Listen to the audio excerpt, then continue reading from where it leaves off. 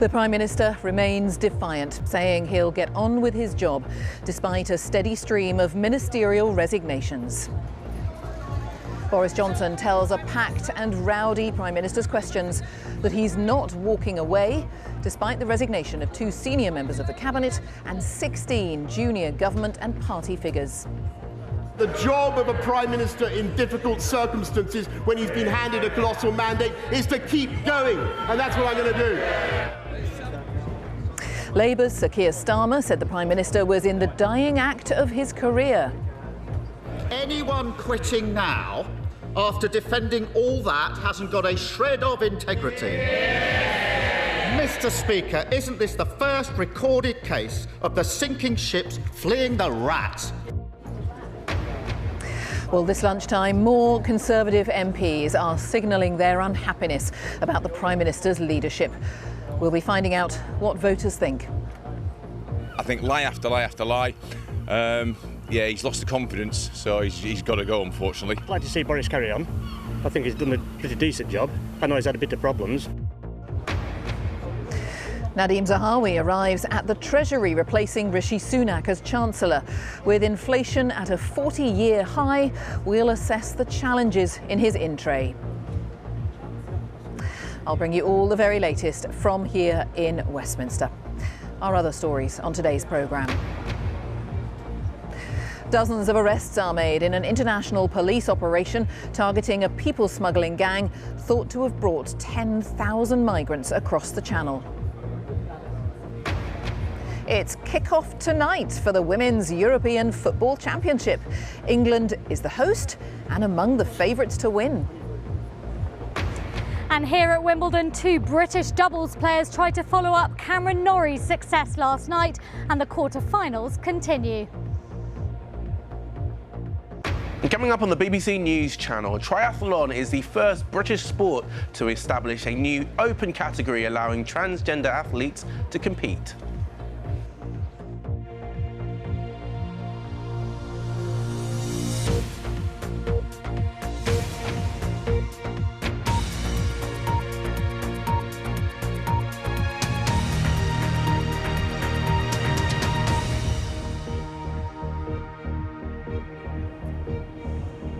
Hello, a very good afternoon. Welcome to the BBC's News at 1 from Downing Street. Boris Johnson says he is keeping on with the job despite a wave of government resignations. We have seen a growing number of ministers and aides resign over the course of the morning. Their numbers stand at 18 at the latest count, with many expressing unhappiness at the Prime Minister's style of leadership and expressing concerns that the government work is being overshadowed by questions about his integrity.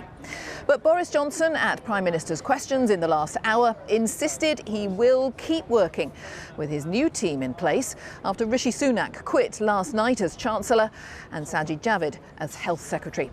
Well, just in the last few minutes, Mr Javid has told the Commons that the public expects all politicians to maintain honesty and integrity in whatever we do. Our first report is from our political correspondent, Jonathan Blake. Holding on, fighting on, for now. Boris Johnson left Downing Street this morning with his leadership hanging in the balance. Even as he made his way to Parliament to face a grilling in the Commons, more ministers and Conservative MPs were saying publicly his time was up. This morning, Mr Speaker, I had meetings with ministerial colleagues and others. The Prime Minister managing a laugh at his own expense as the number of government vacancies grew. The tone changed as Sir Keir Starmer challenged Boris Johnson's appointment of Chris Pincher as Deputy Chief Whip. He knew the accused minister had previously committed predatory behaviour, but he promoted him to a position of power anyway. Why? Prime Minister. Mr Speaker, that individual, the member for Tamworth, no longer has the Conservative whip. He no longer has a job. He is no longer, as soon as I was made aware of the allegation that he has just read out, Mr Speaker, and the complaint that was made, he lost his status as a Conservative MP, and he is. The Labour leader accused the Prime Minister of turning a blind eye to misconduct time and again. It was the same when his ally, was on the take from the lobbyists.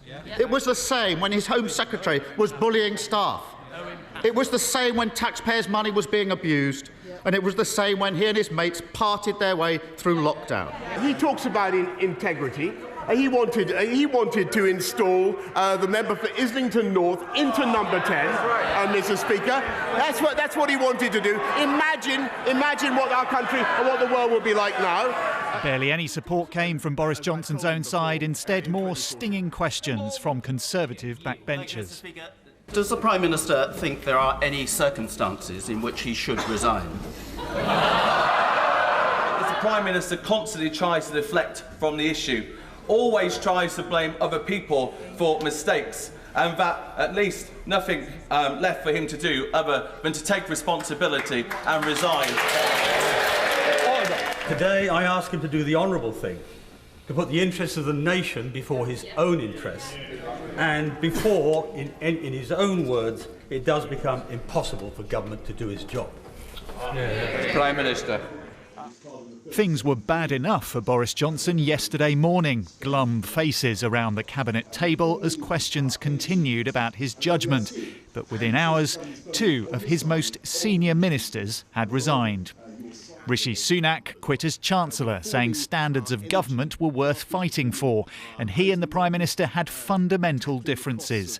And Sajid Javid, the now former Health Secretary, said Boris Johnson's government was neither competent nor popular. Some are still supporting the Prime Minister. Nadeem Zahawi, until yesterday Education Secretary, rewarded for his loyalty with a promotion to Chancellor. Are you confident this government will last, Mr. Zahawi? He's right to say, look, I made a mistake. I'm sorry for that. And I, take collective responsibility. I'm sorry that we made that mistake. But, as I say, we make decisions at warp speed and we don't always get them right. The way I would sum up the Prime Minister's focus for you is in 3 words: delivery, delivery, delivery. It's no surprise Boris Johnson is holding on. He argues he has a mandate and a majority. His critics are finding out that it's hard to get rid of a Prime Minister who doesn't want to go. But even for him, the pressure may yet become too much to bear. And I have been given a categorical assurance that the Prime Minister was not aware of... 2 days ago, Children's Minister Will Quince defended Boris Johnson's appointment of Chris Pincher as Deputy Chief Whip, despite misconduct allegations, with a line that turned out to be untrue. He quit this morning and the resignations have kept coming. Justice Minister Victoria Adkins, one of several more junior government figures to go, saying we can and must be better than this. And backbenchers are going public too, with letters of no confidence and calls for Boris Johnson to go. Back in the Commons, a resignation statement from Sajid Javid summed up Conservatives' concerns. But treading the tightrope between loyalty and integrity has become impossible in recent months. And, Mr. Speaker, I will never risk losing my integrity. I also believe a team is as good as its team captain, and that a captain is as good as his or her team. So loyalty must go both ways. The events of recent months have made it increasingly difficult to be in that team. Jonathan Blake, BBC News. Well, let's cross to our political correspondent, Nick Enderly, who is over in the Commons. And Nick, it's been quite hard to keep up with everything this morning. And then when we look at some of those comments we're hearing in the Commons in the last hour, what an extraordinary day. It is, Jane, and it's just going from worse to even worse for Boris Johnson. This morning we had that steady stream of resignations, ministers and their aides deciding that enough was enough. Then we had 3 MPs stand up and tell Boris Johnson to his face at Prime Minister's questions that enough was enough. And then the former Health Secretary, Sajid Javid, using those exact words during that excruciating statement on why he'd decided to resign, saying enough is enough. Now, we've heard Boris Johnson say he wants to stay on. He's planning to try and tough this one out. He argues he has a personal mandate from the electorate from that general election in 2019. But I've got to say, the mood in the Conservative Party has changed dramatically. And it feels to me like the party has now turned its back on the Prime Minister. Watching PMQs there were almost no cheers from the backbenches. There was almost nobody, apart from a few loyal cabinet ministers, who were cheering the Prime Minister on. There are discussions ongoing as we speak about ways to force the Prime Minister out, potentially a confidence vote, another one in the next few days if the rules on that are changed. Boris Johnson has defied political gravity before. He has turned things around in the past. But standing here in Parliament this afternoon, speaking to Tory MPs, watching what's going on in the governing party at the moment, is very hard to see that happening. An increasing number of Conservatives are concluding that it's game over. Nick, thank you for now. Nick Enderly will be back with Nick later in the programme. Let's see where we are by the time we return to him. Well, it is, of course, the first day in the new job for the new Chancellor, Nadhim Zahawi. He enters the Treasury with inflation at a 40-year high and households facing energy bills hitting £3,000 a year in the coming months. Our economics editor, Faisal Islam, is outside the Treasury. What awaits him? What policy changes might we see, Faisal? Yes, Jane, it's one thing, this sort of political uncertainty occurring full stop, but for it to occur against the backdrop of multiple overlapping economic crises around the world, economic crises that, as we have reported, could bring energy bills on average up above £3,000 a year if some internal industry estimates are to be believed. It's quite enough of those things to be happening at the same time. So the new Chancellor, Nadhim Zahawi, is in this building at work, and he's been dropping some hints in a morning round of interviews that there may be a difference in approach in terms of tax and spend policy. Remember, Rishi Sunak in his resignation letter said not just he had concerns about integrity, but he also had concerns about policy, that the Prime Minister and the now former Chancellor were not on the same page ahead of a key speech that they want to give on the cost of living crisis next week. Some suggestions from the new Chancellor that he was willing to review all economic decisions, some of the tax rise decisions for business, the extent perhaps and speed of tax cuts, income tax cuts that were not due until 2024, and perhaps even an issue he's being lobbied over, given this cost of living crisis, the idea of a VAT cut too. All issues that they say that they'll look at. Also, they're going to look at some spending decisions too. Key issue, public sector pay, will be resolved in the next few weeks. So important issues on the in-tray of the new Chancellor. Perhaps presumptuous to assume he may get the time to deal with that, given what we're hearing elsewhere in Whitehall today. All right, Faisal, thank you for now, Faisal Islam. Well, let's find out how voters are reacting to the events of the last 24 hours. The constituency of High Peak in Derbyshire swung to the Conservatives from Labour at the last election. Our correspondent Judith Moritz has been talking to people there. 200 miles from Westminster, Whaley Bridge feels far removed. But the Prime Minister's reputation matters here. There's been lots of support for him, but it's being severely tested. At the end of Johnson Street sits the builders' merchants, where they say they put a price on honesty. It'd be a lot cheaper than what we did yesterday, but I'll find out and I'll confirm the price to you. And where views are changing. I felt sorry for him in a way, because he's had a lot of pressure, what with COVID, and then we're coming into the Ukraine war, which he's trying to sort that out. And then there's all the Partygate, which I'm not sure about, but there's just too many lies coming out of his mouth.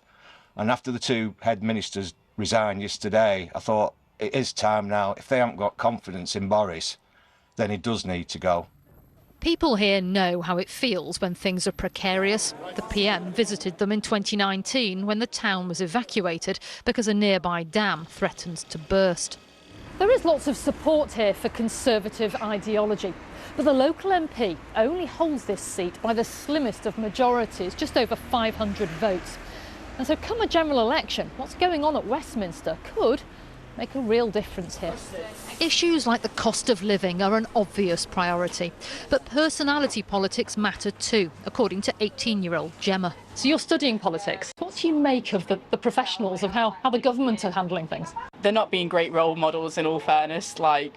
We need someone there to be in charge and have that expertise and guide us the way. They're meant to be the people with the knowledge who are meant to guide us, but they're just not. Oh, it matters to me a hell of a lot. Outside, I found Colin, whose loyalty is wavering.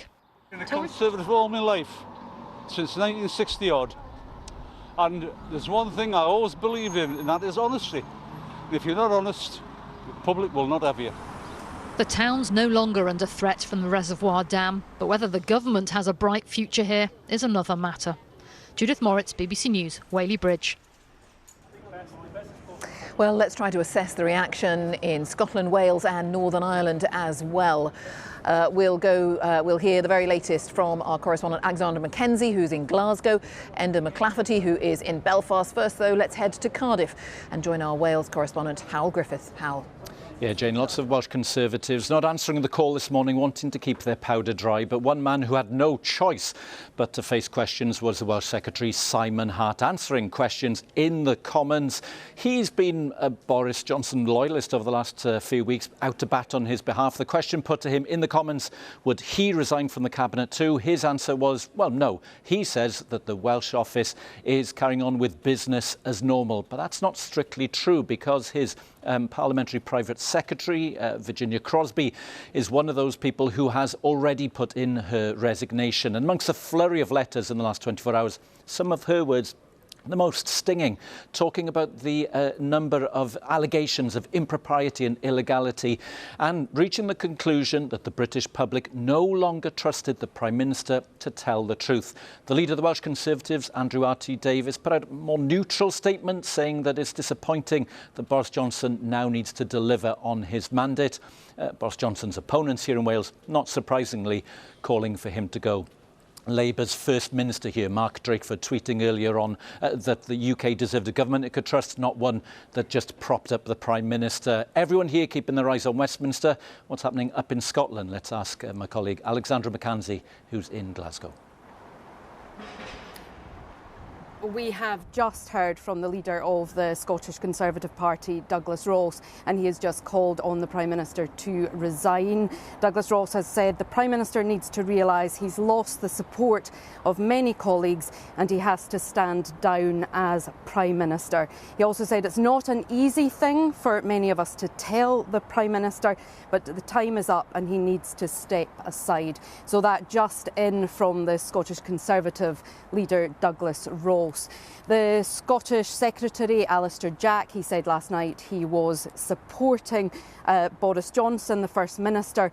Nicola Sturgeon, she said on social media, it feels like the end might be nigh for Mr Johnson. He says that's not a moment too soon. And in her words, she added that the whole rotten lot needs to go. And she said Scotland needs the permanent alternative of independence. She spoke to Boris Johnson about that a couple of days ago. He said, as he always does, that now is not the time.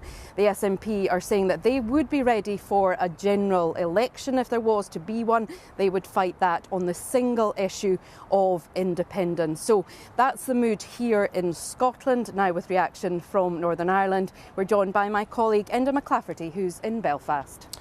Well, the Northern Ireland Secretary of State, Brendan Lewis, of course, a big Johnson loyalist, has this morning pledged his support to the Prime Minister, but his personal private secretary, another MP, has resigned like many others today.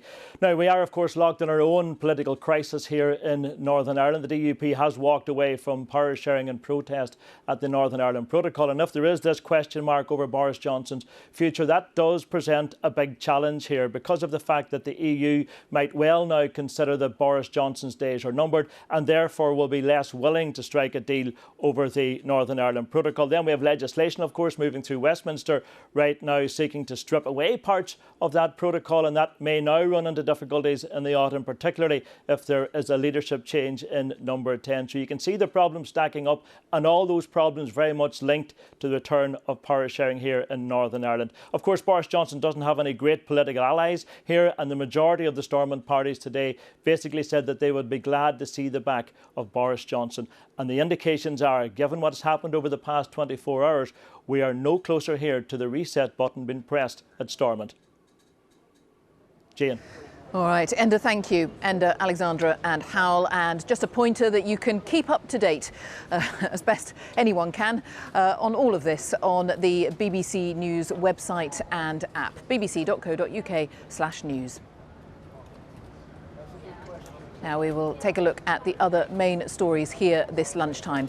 And law enforcement authorities from across Europe say they've dismantled what's believed to be the biggest international migrant smuggling operation, which has seen up to 10,000 people sent across the English Channel over the last 18 months.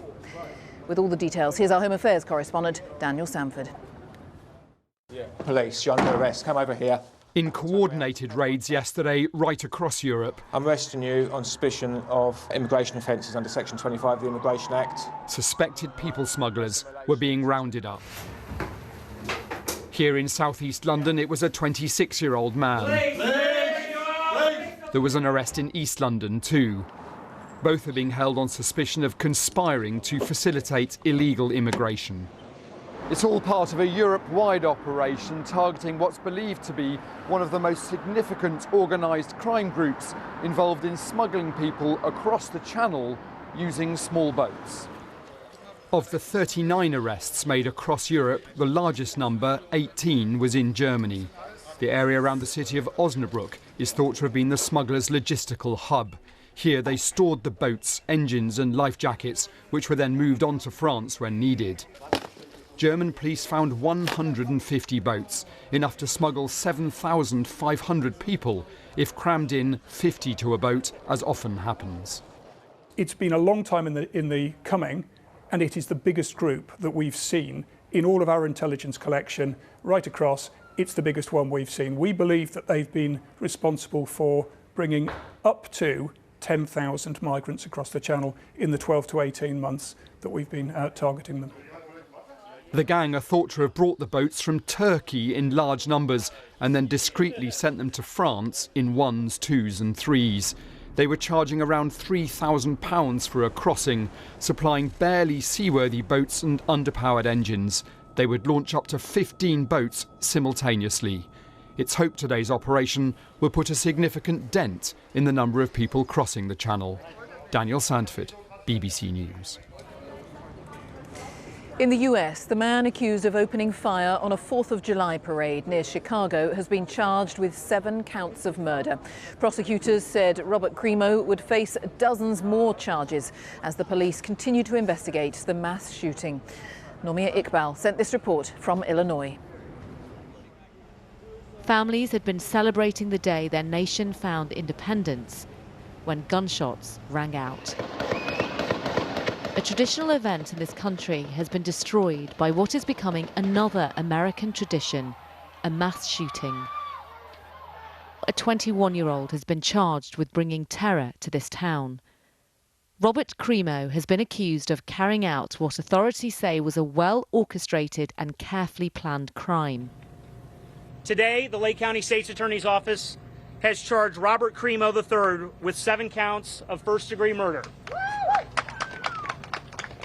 for the killing spree that he has unleashed against our community. These are just the first of many charges that will be filed against Mr. Crimo. More details have come out about the victims. Nicholas Toledo's family had taken him out for celebrations. Jackie Sondheim was described as a beloved member of the local synagogue where she worked. Investigations by police and the FBI have shown that Robert Crimo dressed up as a woman as he fled the scene of the crime. This happened just down the road behind me. Police say the gunman climbed the rooftop with his gun overlooking the parade and shot 70 rounds. He then disappeared. It was hours later when the police caught him on the motorway in a car. Recently, major gun legislation was passed in the US to tackle gun violence, although it wouldn't have stopped him as he had legally purchased his rifle. Clash of two American traditions, a wonderful tradition of families, 4th of July, a horrible tradition of mass shootings. Are mass shootings now a tradition in America? I don't want it to be, but it's becoming one. If Crimo is convicted, authorities here say they will make sure he is jailed for life without parole. Nomia Iqbal, BBC News, Highland Park, Chicago. Well, we are going to turn now to sport because it is a busy and exciting day. The Women's European Football Championship kicks off this evening. England is hosting and the Lionesses are among the favourites. They take on Austria in front of 70,000 fans at Old Trafford tonight. Northern Ireland will be making their debut in the tournament, which has been delayed because of the pandemic. Let's go to our sports correspondent Natalie Perks, who is pitchside at Old Trafford. Natalie.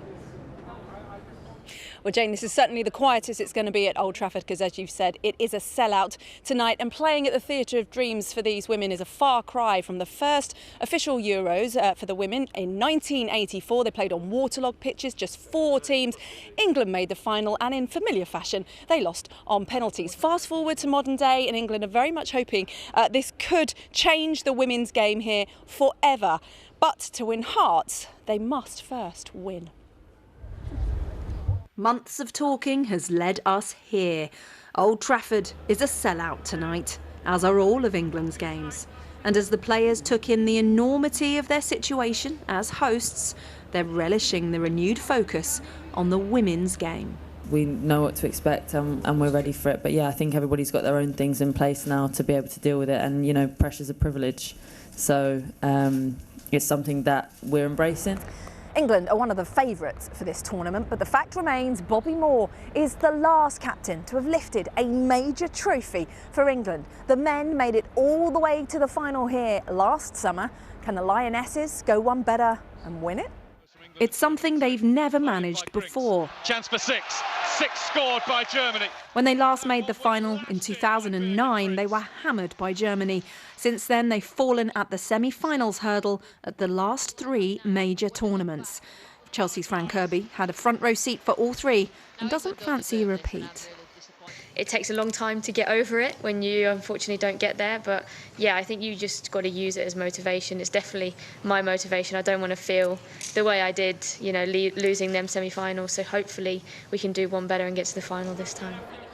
Dutch manager Sarina Wiegman took the reins of the Lionesses last September to much acclaim, and she's backing up the hype. 14 matches, no defeats, 12 wins.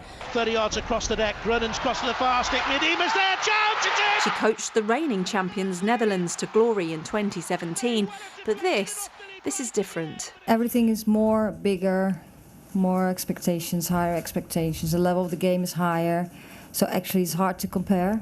But I think the players are more experienced and have had more moments already in this higher environment. Attendance is where the women's game needs improvement, but a record 500,000 tickets have been sold. The further England go, the more the game could grow. Great chance for England, coming 1-0. Natalie Perks, BBC News. And let's head to Wimbledon as well, because there are some exciting quarter-final matches this afternoon. Laura Scott is at the All England Club. Laura. Well, the sun might not be shining here at Wimbledon, but it is still basking in the British success from last night, when Cameron Norrie came through what he described as a crazy match on a crazy day to set up a semi-final on Friday with none other than Novak Djokovic. After some emotional celebrations, Norrie did admit he will need to raise his level and raise his focus if he is to beat Djokovic, but said he would take it to the top seed. Today we've got 8 more players trying to book their spots in the semi-finals. We've got the former champion Simona Halep, who's yet to drop a set in the championship so far, playing the young American Amanda Anisimova first on centre court. Then another American, the informed Taylor Fritz, plays the 2-time champion Rafael Nadal, who's already won the first 2 Grand Slams of the year. And then on number 1 court behind me, it's a big day for Australian tennis because Alia Tomljanovic is in action now, and then Nick Kyrgios. We'll wait to see if the court summons he faced yesterday to face allegations of a common assault has had any impact on him. He was silent on the matter yesterday. But away from the singles, there are 2 Brits in doubles action today. On court 2 at the moment is Joe Salisbury in the quarter-finals of the men's doubles. He's playing with the American Rajiv Ram. They are the top seeds and are up 2-1. And then later, Jane, we could have the first Brit through to the final as Neil Skupski plays in the semi-finals of the mixed doubles. Laura, thank you. Laura Scott at Wimbledon now, as promised. We will just get some final thoughts about the story that dominates here at Westminster. Of course, let's rejoin our political correspondent, Nick Enderly, and the Prime Minister. More questions to answer this afternoon. It's the liaison committee, of course. Yeah, Jane, it's a busy afternoon for Boris Johnson. He's up before that committee at 3 o'clock. But there's a lot else going on at the same time. He'll be trying to shore up some support among pretty glum-looking Tory MPs this afternoon. But at the same time, there are powerful backbenchers discussing changing the rules to allow another confidence vote in the Prime Minister, potentially within days. Now, the PM spokesman has said within the last hour that Boris Johnson would fight that vote. But I have to say, chatting to Tory MPs around here, including some of the Prime Minister's allies, there aren't many who say confidently that he'd definitely win it. Nick, thank you. Nick Enderly for now. Let us take a look right now at the weather prospects wherever you are in the country. Here's Thomas Schaffernacker.